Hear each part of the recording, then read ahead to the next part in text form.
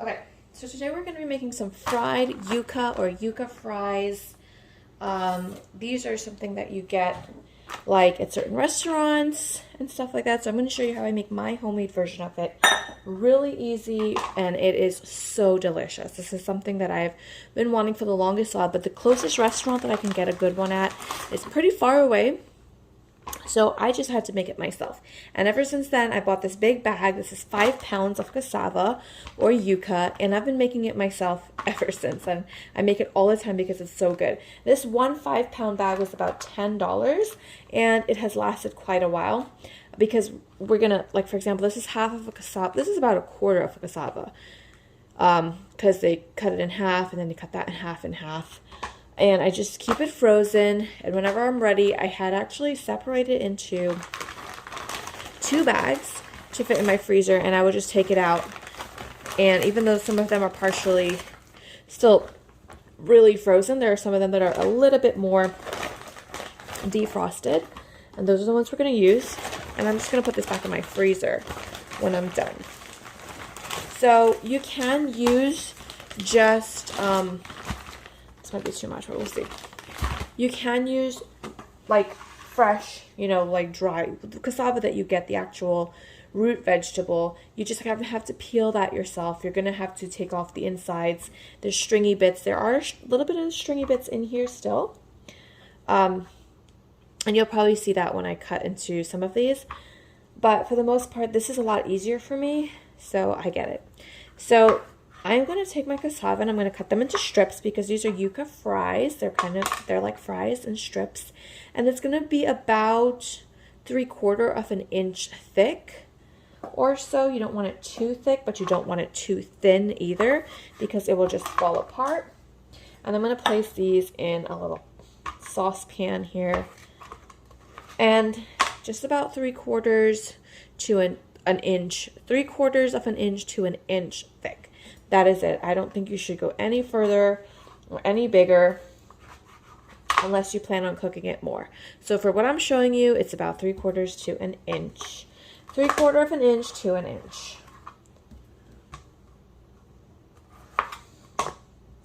And like, for example, if this was, I would have to peel the actual root vegetable, and you can remove most, you don't have to remove all of the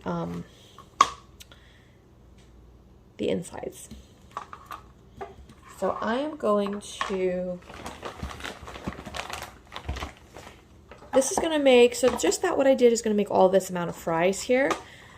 However, I want a little bit more because everyone loves this. I mean, I don't know who doesn't like yuca fries. It's so good. And we're going to be serving this with my white sauce. Now the white sauce I've shared several times, I believe. I know for sure I've shared it at least once in a recipe, and I will leave that link down below, or I may just share that recipe separate. So what I'm going to do now is I'm going to cover this up with water. Alright, now that I have this covered up with water, I'm going to put this on my stovetop here. But anyways, I cover this up with water, so I'm going to put this now to boil. It's really important that your cassava is fully cooked through because you don't want to eat raw cassava. So I am not going to fry this right away at all because it's not going to be fully cooked through by the time it's finished frying.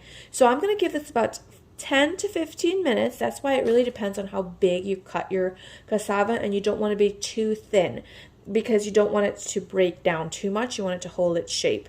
So I'm going to let this go for about 10 to 15 minutes or so to boil. And once I can like poke a knife through it or a fork through it, and it's tender and it's a little bit more transparent looking, I'll show you what that looks like. Then I know that it's time to take my heat off and drain it. And then we'll move on from there. All right, so this has been boiling for about 15 minutes now. Now, it may take a little bit longer. It may take a little bit shorter. All you're looking for is I've taken some out here. You can see the color has changed into more of a yellow, transparent type of color. This one still has some white in it, so I'm going to leave that to boil. You don't have to do this at all, but what I am doing is I can see that some of them are completely done, and they're very tender. I can take my fork and go through it, and it does have a little, because it is thick, it is cassava, it's not potato. So it does take a little bit more force for it to go through. This is cooked. I'm going to go ahead and take my heat off. Excuse me. You're going to drain this water, and then you're going to take your pieces out, and you're going to let them kind of air dry like this, okay? I'm not putting it on any paper towels because it's very kind of starchy, and it will just kind of stick to the paper towels. Just put it on a plate or a platter, and we're just going to let it cool down and dry out a little bit. So in this plate here, I have some flour. This is regular all-purpose flour. This is a half a cup of flour, and I'm going to add in some garlic powder. About a teaspoon to a teaspoon and a half of garlic powder. I'm not going to add any salt to this because what I do is I will add salt after it's finished frying. And this is just going to give it a very light coating of on the outside, and it's going to give it some flavor. Obviously, then you're going to make sure you want to have a plate that after you finish frying it, you can put like some paper towels down or some napkins so it absorbs the excess oil. Alright, so my oil is on the stove and it is coming, it's heating up at this point. I'm going to lay some napkins on this plate. So when I am ready to take my pieces out, they will be, I'm going to place them on my paper towels or napkins and then sprinkle salt on it. And you want to make sure and sprinkle your salt while it's still hot. And here we have, I should probably switch this around, our yuca. You can see the color has changed a lot. It is more of a yellow color. It's still warm to touch, but it is pretty dry. There's still a little bit of moisture on it, but that little bit of moisture is going to be perfect. So you don't want to do this when it's cold or completely dry, because a little bit of moisture is what's going to help us just toss this with flour. Just that little bit of moisture, and it's coated with the flour. So I'm going to do that with my yuca fries. And then these are going to fry until they're golden brown because they're pretty much fully cooked through at this point. They're still warm to touch, which is again what you want because that little bit of moisture is what's going to hold this flour in it. And it's not a huge batter. It's not going to be this thick batter. It's just a light coating of extra flavor and extra crunch. You can see probably, I don't know if you can, but there's a little bit of liquid on there, which is perfect because it just makes it easier for that flour to stick. What is she doing? My oil here is heating up. It's nice and getting hot. Just shake off any excess. And you don't want to put them all in at one time. You want to put one in at a time and wait for it to, you know, start sizzling. Wait for that oil to get back up in temperature again before adding another one. Now because there's such a light coating and it will obviously, a lot of that flour will go into the oil. This is not oil that I'll be able to reuse, so I will have to strain this oil. I'm probably going to do about 5 pieces at a time, 5 or 6 pieces, and I'm just going to wait until they get really nice and like a golden yellow type of color. I don't want to overcrowd my pan, and I definitely don't want to add too much at one time because I don't want my temperature to just drop. I'll probably add one more, and I'll wait for those to fry up. While those are frying, I'm just going to continue dredging my remaining bit. Okay, so I actually let these fry. You can see how it's a beautiful, I don't even know, can you see that? Let me see if I can change the lighting. Nope. Nope. Focus. Okay. It has like a light golden yellow color, and I let these fry for about 5 minutes. These are fully cooked through, so it is like 5 minutes may seem excessive, but I really want that crunch.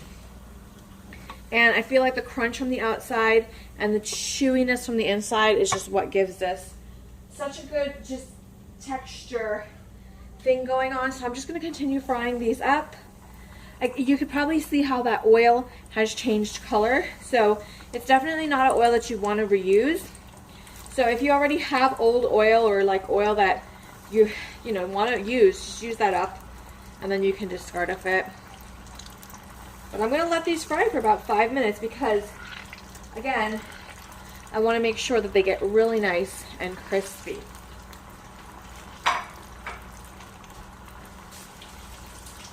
I just popped these out of the hot oil. Look at that's the color that I'm talking about there. Lightly golden yellow. And I am going to sprinkle some salt on this, because you want to sprinkle the salt when it's out of the when it comes out of the oil, so it still has that heat and the moisture from the oil that will make it cling to it a lot better instead of as it cools down. Okay. Well, here are some of my yuca fries, guys.